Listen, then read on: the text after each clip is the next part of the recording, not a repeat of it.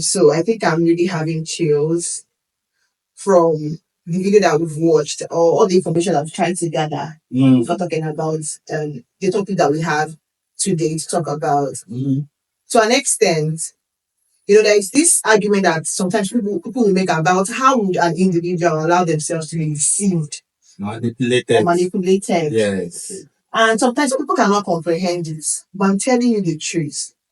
People can be manipulated. It's not about some people who are ignorant. Educated people can be manipulated. I don't think manipulation is a function of ignorance. Intelligent people can be manipulated. I never see manipulation as ignorance or actually lack of intelligence. Sometimes I think of it that there is something in us that can, because the truth is that we can just look at all these manipulations and say, why are people being manipulated or allow themselves to be manipulated? But sometimes we are one belief away. We are one belief away. We are one idea away. We are one thought process away to being manipulated or succumb to manipulation. Yeah, and to even think that people, because there is always a need, we have this need that people are always trying to satisfy that need. And in the quest to satisfy that need, whenever I see something that looks like it's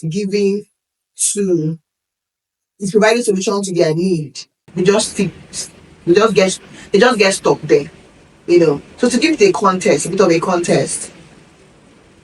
So we've been trying to gather information about this whole thing happening around religious cults being formed in the name of churches, citing Ejiro as an example, because that is what is happening right now. The whole conversation is all over the place. Where is she and all of that? People saying that was a religious cult.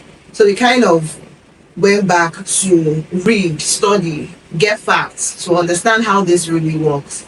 And it's so sad because from even what we gathered, it's not just about the adults. Even the children are susceptible to being manipulated through cartoons, children resources that are out there that because you're hearing God, you think he's God. It's not that God they're talking about. Yes, and the thing is, sometimes they try to make this manipulation generational. It was chilling for me for the documentary that we watched on Johnstown Massacre. The fact that it was children that they started giving the poison to first, and they were crying. So, and it was chilling hearing children's cry, and the idea that Jim Jones was telling, and the man was telling them that this is a way for them to have peace. And most times, even for some David Beck that we watch the documentary, those children, what actually becomes of them? Normal beating where they beat us in school and this, I know the amount of trauma that it causes. But imagine being groomed, indoctrinated, and raised in a religious cult. Then where you are constantly being abused. Like, how? One of the shocking things for me was where they manipulate people through the scripture. So, we have this there's a place in the Bible where it talks about trust and obey. So, who are we trusting? God. Who are we obeying? God. But they now coin it in a way that the trust and obey is about them. So, obey what your teacher, your preacher, your pastor is saying. Trust and obey. So, they've shifted from the place of Jesus to the pastor. And they are singing it. And anyone who hears trust and obey now will think, it's the Christian community, these people believe in Jesus, they are revealing Jesus. But no, it was about the man. And the children were singing these things. They sing it from a young age. But the idea is for them not to be able to question their pastor or question what their parents believe in or question whatever that was contrary to what maybe when they are growing up what they think is right. So they just told what's that word that they used to engineer robots? When they they just program them to trust and obey. And you feel like, and this is what happened. You see, the moment this deception starts to happen, or the moment people want to start deceiving people, they make it in such a way that you don't question whatever they are telling you. It's called conditioning. Yes. I've forgotten the type of conditioning that it is, but it's a form of conditioning where something can be repeated consciously to you over a period of time. Yeah. And before you know it, you start modifying your behaviors to adapt into that adapt into the box they are trying to fit you in. Yes. So they keep on repeating this thing to these people, repeating. Then especially children are very susceptible because they are quite, they have like an open mind. So when they keep on repeating those things to them, even though a part of them feels that, somehow it can feel very wrong, but because of the constant repetition and the conditioning, they undergo a lot of torturous process just to conform to it. Yeah. And you see the adults in their life who are supposed to play a very important role, being the architect of the whole thing. So I think we should just maybe give them a purview of probably what happened to Ejiro. Why does it happen? Why does it happen? What happened to her? What do you think she's thinking? The first, so I in human, the way we are designed for community. Exactly. You understand? We are designed for community, and sometimes these organizations or these religious cults, they people that form it understand something, that people have a very strong sense or need of belonging. People have a very strong. That's even why people join cults. Yeah. The normal confrontations you see in Nigerian universities. I remember speaking to one guy and I asked him. He said when he entered Futo the first time, he looked around and said if he doesn't join cult, he was going to join Mano because I mean for me in Futo, Mano was like a type of cult. Yeah. So that sense of belonging. There's always that innate sense of belonging. And these communities, they can actually prey on that where they try to tell you where they sell the idea they are selling to you is not just an idea, it's also a sense of belonging, it's also a community. So you see somebody that is isolated, alone, has no sense of belonging, and somebody is telling you, oh, when you join this community, you are going to be an important member. Yeah. So that can actually inflate your sense of self-worth or actually help that person's sense of self-worth. And when that person now decides to join the cult. And another thing that happens is isolation. Which is like the modus operandi of all cult related activities, especially religious cults. They tell me, probably that these documents. Yes, one of the things, even the Jonestown massacre and the David Berg, the first thing they tell you is they try to isolate you from your family.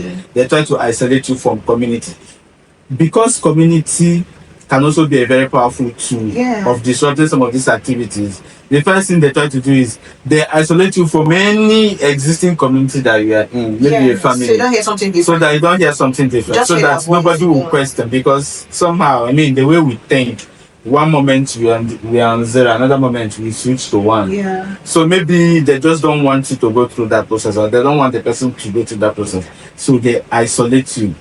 And after they isolate you, they now start indoctrinating you. For example, in Ejiro's case or something, somebody pointed out that they told him that the mother was a witch. Okay. That's a sick mentality. You against the world. Yeah. See, if there's anything that people can actually die for, is the idea that something is against them.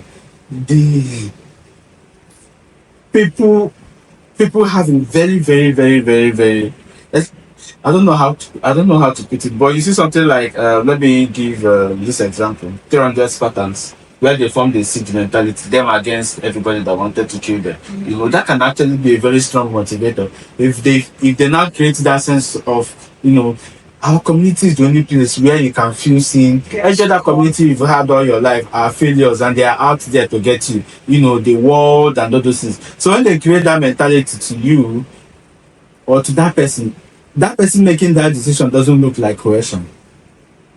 Yeah. So in Ejiro's case, that's why she says nobody's forcing her. She's an adult. Yeah, but I have to ask you a question. Yes. So what's if in a situation whereby the person in question or the victim is actually going through real family issues with their family, and now these people now use it to Yeah, So how do they? Did you get? yeah, I'm trying to say. yeah. Let's say that there is actually a real issue in this person's family. Maybe they've caused. I read stories on that. Maybe people talk about how even their own parents caused damage in their lives up until now, and they're still struggling to forgive. So let's say she's one of those people, and these people are now trying to offer her succor using family now to isolate and say they are the ones. So, and if you look at it in oral ramification, it's looking like it's Yes, yeah. It's not like they don't speak to real vulnerability. yeah. You can see maybe for somebody that has been struggling with work or maybe even relationship, and they come and tell you they want you to join this sort of community, that you get to meet people who are like you. We have been able to reform them and change them. Yeah. So it makes that person very susceptible to any kind of manipulative ideas. And the fact that someone is actually doing something that looks like philanthropy doesn't mean that they represent Jesus. Because in these documentaries now that we've watched, you could clearly see the fact that they were, they were going all out, saving people from prisons, feeding people, but the idea was, when someone has been saved from a situation that looks really bad, so it's very easy to even go at that person to do what you want them to do, or to put them in the community. Whereas you know that the idea about that community is something bad. You know that your own what's it called? That your plan for them is not even anything good. So I know that in this part of the world we are very quick to jump into the we're very quick to conclude that because someone is showing philanthropy then they are from Jesus Christ. That's not true. Some of these things too are strategies to take people into whatever cult they are trying to form. And also on the other side, it's also very good that parents see her. I understand that most times we're always looking for the right resources for these children to work, to groom them and all of that. But it's very important that we are very sensitive as well to the resources. Now, you're hearing God bless you does not mean that this is Jesus revealing. That someone is mentioning Jesus in something doesn't also mean that it is Jesus revealing. You need to sit down and watch for yourself. You need to listen to what they are saying. You need to see from the standpoint and perspective that they are painting before you can actually leave those resources and allow your children to learn from them, or to always watch those things. Because these guys come in different what's it called, they disguise themselves in different forms. When we just hear God, we say, I thought I'm a child of. He's not a child of God. Anything that does not reveal Jesus to us. So in a sense, from a Christian perspective, I'll point out that the beneath the cultish, following, is the fact that they use Christianity as the window dressing for the real purpose. Yeah. Truth be told, I think in Nigeria there's a lot of pseudo cults. They are not like fully cults, but they are pseudo cults. Why are they pseudo cults? Because it's designed around the person that founded the institution or the church. It's about them. It's about them, because then one of the similarities we see with the Johnstown massacre, I think it's Jim Jones. It was the fact he was a charismatic person. He had charismatic tendency.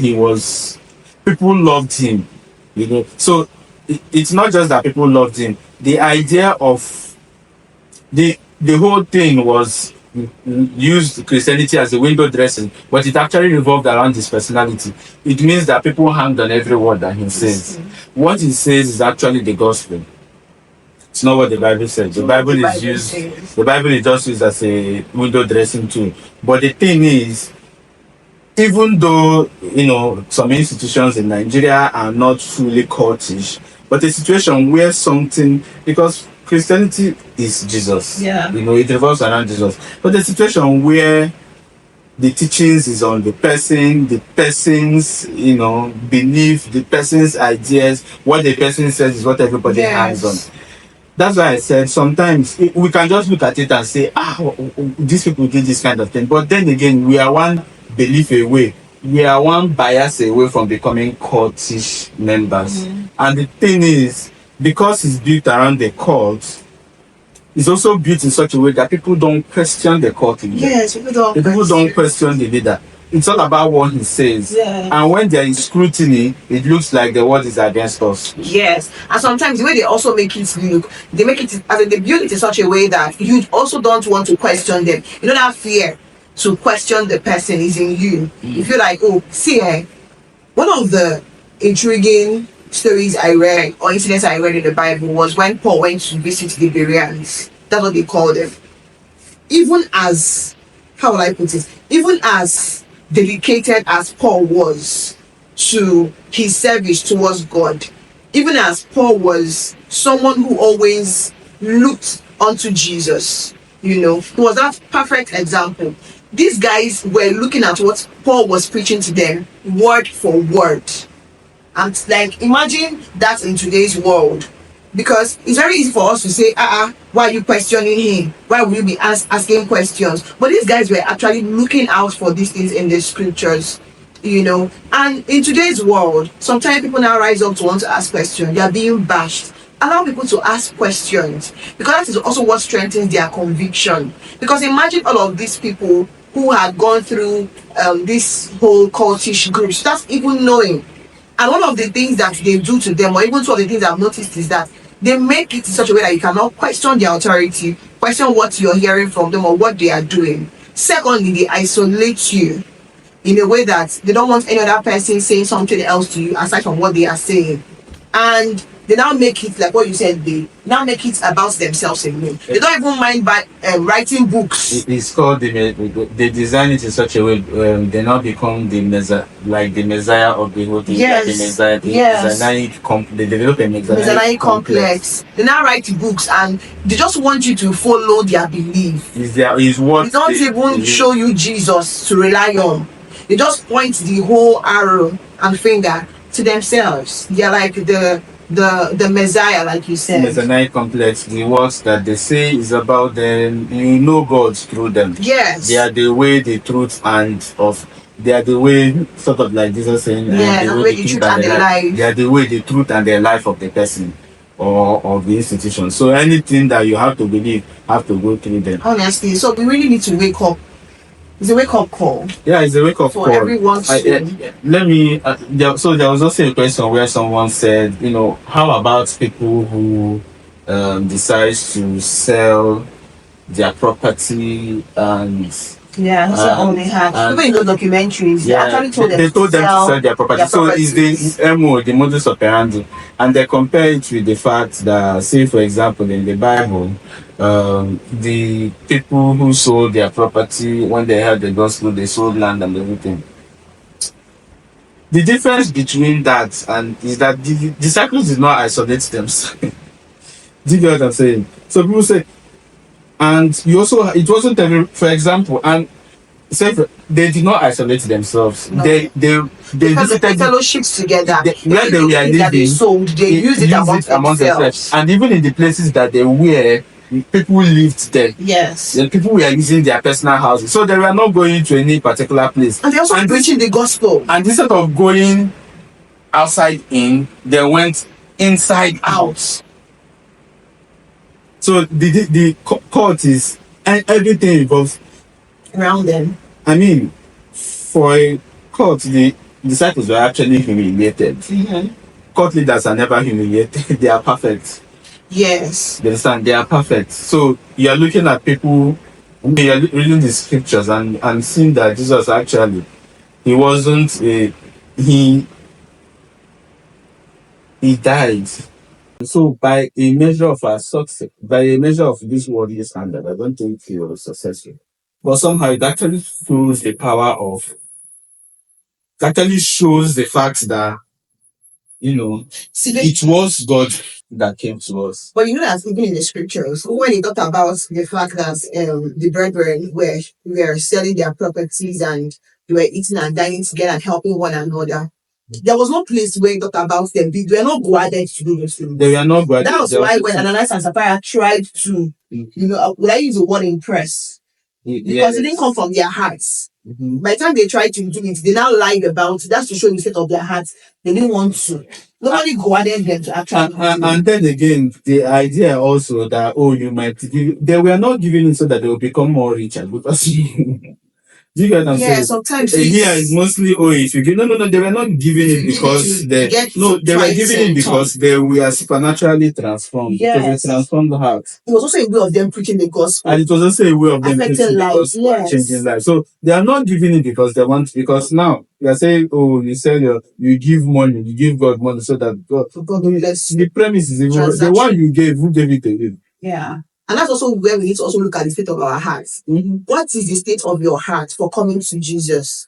Is it because of what he can give? Or is it because of Jesus himself? Because sometimes too, that is what makes us susceptible to all these things. Exactly. When you now hear, they tell you that when you come here and you give this, you will get that in return. So your heart is just surrounded towards the fact that if you give one, you're going to get 100. So it's more like a transactional thing. Or your heart is towards, how would I put it now? Power. That power that looks like that transcend, what's it called? That you're transcending, something like that. Yes. Power. So we should also look at the state of our hearts, because that is actually what draws us to this kind of places. I understand that people can have challenges, yes. People can be in that vulnerable state. You have challenges, maybe you're looking for the fruit of the womb, or you're going through a very tough time in your life, or things have not really been going well. The solution is not in a person and can never be in a person. You should seek to look out for you should what's it called? You should desire to seek Jesus for who he is, first of all, and not looking for those things in people. Who told you that even the people that you're going to, that they have it all? Nobody has it all. Even the pastors are still growing on a daily basis. People are still trying to figure out their lives for themselves. The only person that knows our life from head to tail is Jesus. So trying to look for those things in a human being who is still trying to sort themselves out it's just you going towards a directionless direction. So and in most cases, even the things we hear, the Bible says test all spirits, right? Yes, discernment. So you have to test all spirits, you have to discern. Even at the time of Jesus, there was also a lot of copycat messiahs. Yes, there were. In fact, today. There is the argument for Christianity was made by one of the rabbi when Peter was preaching, and they brought him to the head of they brought him to the priest, and he made an interesting argument. He now said, "Okay, it's fine that they've also had people who have come and said they are the messiahs. Yes. But if this is not from God, that it will just fizzle away. Yeah. You understand? That it will just fizzle away. Time. So it was natural. It was a test of time, that something that it's not meant to live will die over time, because even after this, there were a lot of people too who came and said, "Oh, that they were Messiah." But then again, you also notice that the church, even nobody. Paul said that he had to take his teachings to the apostles so that they will vet it. Yeah, can imagine that. You understand? Yeah, he took his teachings to the apostles, because this is actually how I think people build pseudo cults. Yeah. And the thing is, the person that started this thing, it might not be that he wanted to build a cult, but the thing is, because it has become successful, there is that human tendency to make yourself the center of everything, and no longer Jesus. Yeah. So guys, we hope that you picked one or two from this video. Want to hear your comments or read from you in the comment section. And final words for me is that, see, in this day and time, a lot of things are happening. The word of God is the surest reference that we have. Pray for the spirit of discernment. Yes, very, very necessary. And then again, be planted in a church.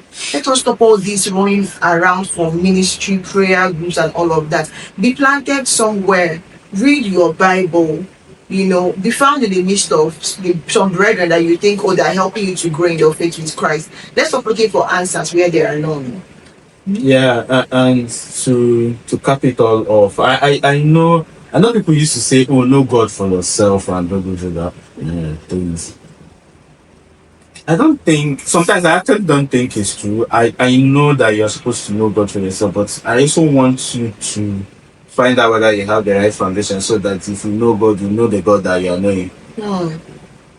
You get, because if you have the wrong foundation, maybe you might just have, I don't know, maybe the God you know is the God that is always angry. Wow. Yeah, so as much as we want to know God for ourselves, I would also put it out there, we should, yeah, as much as we want to know God for ourselves, I also want us to, make sure that we have the right foundation so that if we are not knowing God, we'll know Him in all His goodness, in all His love, so that, one day, because sometimes, I mean, life, there's always challenges.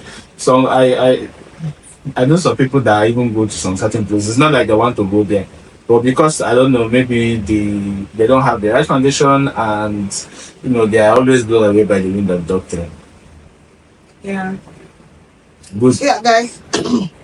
Thank you guys for watching. Please like this video, comment, share with your friends, and see you in our next. Okay, bye. Bye.